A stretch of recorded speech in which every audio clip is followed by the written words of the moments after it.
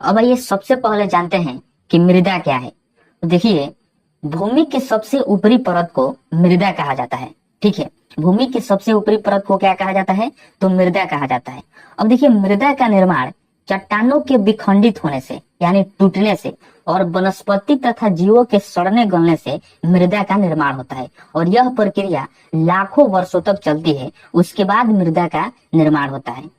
अब देखिए, मिट्टी के अध्ययन को मृदा विज्ञान कहा जाता है, जिसे इंग्लिश में पेडोलॉजी कहा जाता है। ठीक है, मिट्टी के अध्ययन को पेडोलॉजी कहा जाता है। ये वाला पॉइंट आपको याद रखना है। उसके बाद है कि भारतीय कृषि अनुसंधान परिषद, जिसे Indian council of agriculture research कहा जाता है, जिसे शॉर्ट फॉर्म में ICAR कहा जाता है। इसकी स्थापना 16 जुलाई 1929 ईस्वी को हुई थी। अब देखिए, भारतीय कृषि अनुसंधान परिषद ने भारत के मिट्टी को 8 वर्गों में विभाजित किया है और वह मिट्टियां इस प्रकार है: जलोढ़ मिट्टी, काली मिट्टी, लाल मिट्टी, लेटराइट मिट्टी, पर्वतीय मिट्टी, दलदलीय मिट्टी, मरुस्थलीय मिट्टी और लास्ट है लवणीय मिट्टी। और जो ऊपर से 4 मिट्टियां हैं, ये चारों मिट्टियां महत्वपूर्ण है। इससे एग्जाम में सबसे ज्यादा प्रश्न पूछा जाता है। और भी मिट्टियों से प्रश्न पूछा जाता है, लेकिन उससे कम पूछा जाता है और सबसे ज्यादा जो प्रश्न पूछा जाता है इन्हीं 4 मिट्टियों से पूछा जाता है। तो आइए अब इनके बारे में बारी बारी से समझते हैं। इन सभी मिट्टियों को समझने से पहले आपको एक बात बेहद जानना जरूरी है कि इन सभी मिट्टियों में नाइट्रोजन और फास्फोरस की मात्रा कम होती है। देखिए, जितने भी मिट्टियां हैं, इन सभी मिट्टियों में एक कॉमन बात है कि इन सभी मिट्टियों में नाइट्रोजन और फास्फोरस की मात्रा जो होती है वह कम होती है। तो आइए सबसे पहले समझते हैं जलोढ़ मिट्टी। तो देखिए, यह मिट्टी मैदानी क्षेत्रों में नदियों द्वारा लाई जाती है। ठीक है, देखिए मैदानी क्षेत्रों में नदियों द्वारा लाई गई मिट्टी को जलोढ़ मिट्टी कहा जाता है। अब देखिए, इस मिट्टी को यानी जलोढ़ मिट्टी को दोमट मिट्टी और कछारी मिट्टी भी कहा जाता है। इसे दोमट मिट्टी भी कहा जाता है और कछारी मिट्टी भी कहा जाता है। आगे है कि भारत में सबसे अधिक क्षेत्रफल पर जलोढ़ मिट्टी का विस्तार है। यानी भारत में जो सबसे ज्यादा मिट्टी पाई जाती है वह जलोढ़ मिट्टी है। अब इसमें भी नाइट्रोजन और फास्फोरस की मात्रा जो होती है वह कम होती है, लेकिन जलोढ़ मिट्टी में पोटास और चूना की मात्रा जो होती है वो अधिक होती है। ये वाला आपको याद रखना है कि जलोढ़ मिट्टी में पोटास और चूना की मात्रा अधिक होती है। अब देखिए, भारत के उत्तरी मैदान और तटीय मैदान जलोढ़ मिट्टी का बना हुआ है। यानी भारत के उत्तरी मैदान में और तटीय मैदान में जलोढ़ मिट्टी का विस्तार है। आप यहाँ पर मैप में देख सकते हैं।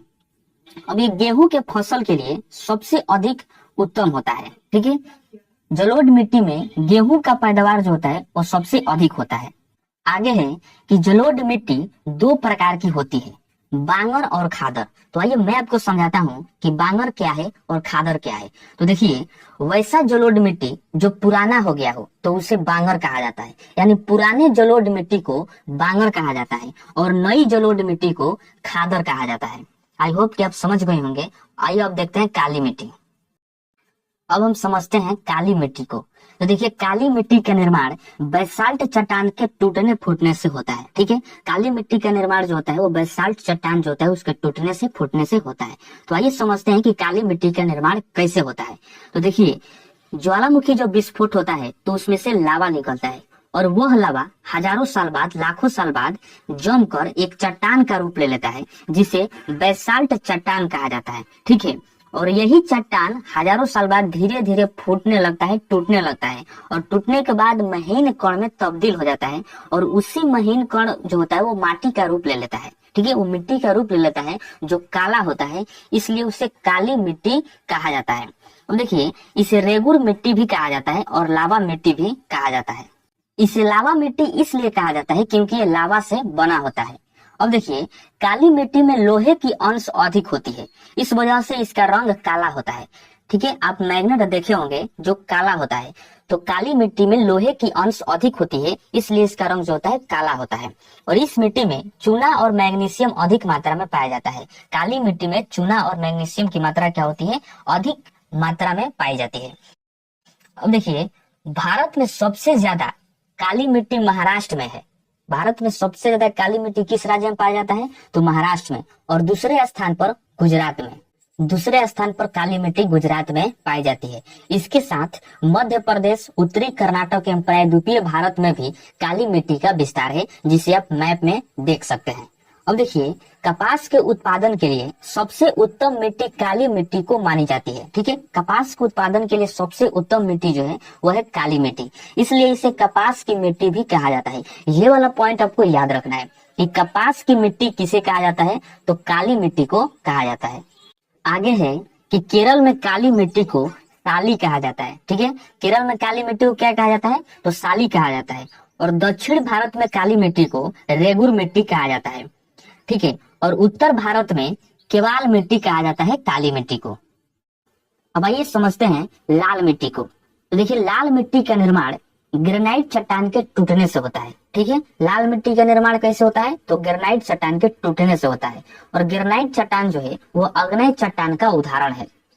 अब देखिए, लाल मिट्टी को पीली मिट्टी भी कहा जाता है।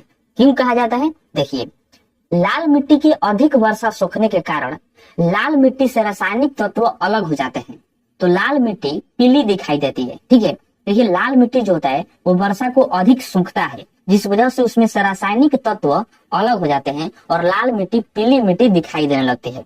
ठीक है, आगे है कि लाल मिट्टी का रंग लाल आयरन ऑक्साइड के कारण होता है। ठीक है, देखिए, लाल मिट्टी का रंग लाल जो होता है वो आयरन ऑक्साइड के कारण होता है, यानी लाल मिट्टी में आयरन ऑक्साइड पाया जाता है।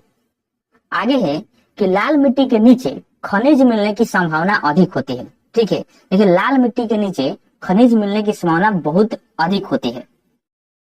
आगे है कि लाल मिट्टी भारत में सबसे अधिक तमिलनाडु राज्य में पाया जाता है। देखिए, लाल मिट्टी जो है वो भारत में सबसे अधिक किस राज्य में पाया जाता है, तो तमिलनाडु राज्य में। और इसके साथ छत्तीसगढ़, झारखंड, मध्य प्रदेश एवं उड़ीसा में भी लाल मिट्टी पाया जाता है। आगे है कि लाल मिट्टी में मोटे अनाज उगाए जाते हैं। देखिए, लाल मिट्टी में मोटे अनाजों को उगाया जाता है, जैसे बाजरा हो गया, मूंगफली, ज्वार, मकई, अरहर इत्यादि फसलों को लाल मिट्टी में उगाया जाता है। चौथे नंबर पर आता है लेटराइट मिट्टी।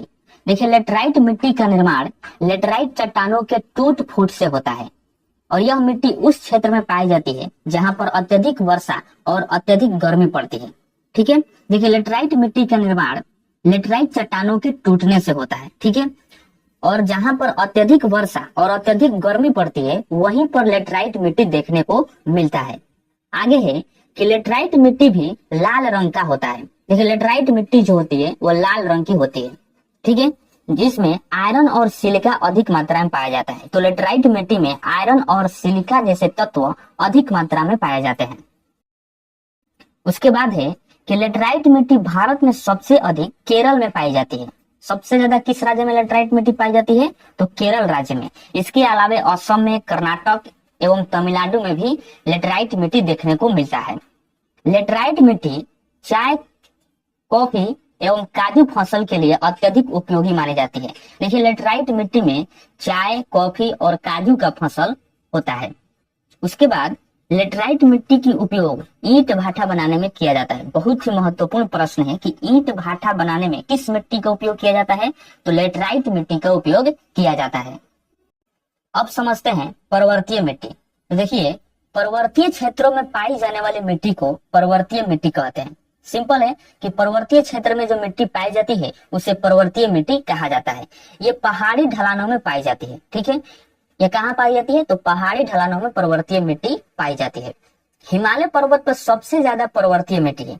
ये वाला पॉइंट आपको याद रखना है कि हिमालय पर्वत पर सबसे ज्यादा पर्वतीय मिट्टी पाई जाती है। अब देखिए, पर्वतीय मिट्टी का विस्तार ज्यादातर ठंडे प्रदेशों में देखने को मिलता है। पर्वतीय मिट्टी का विस्तार ज्यादातर ठंडे प्रदेश में देखने को मिलता है, जैसे सिक्किम, अरुणाचल प्रदेश, जम्मू कश्मीर, उत्तराखंड, लद्दाख और हिमाचल प्रदेश, जिसे आप मैप में देख सकते हैं। आगे है कि पर्वतीय मिट्टी में चाय, सेब इत्यादि फसल उगाई जाती है। ठीक है, पर्वतीय मिट्टी में कौन सी फसल उगाई जाती है, तो चाय हो गया और सेब। पहाड़ी क्षेत्रों में ही झूम की खेती होती है। ये महत्वपूर्ण प्रश्न कई बार एग्जाम में पूछा है कि झूम की खेती किस क्षेत्र में होती है, तो पहाड़ी क्षेत्र में होती है। देखिए, अब समझते हैं दलदली मिट्टी।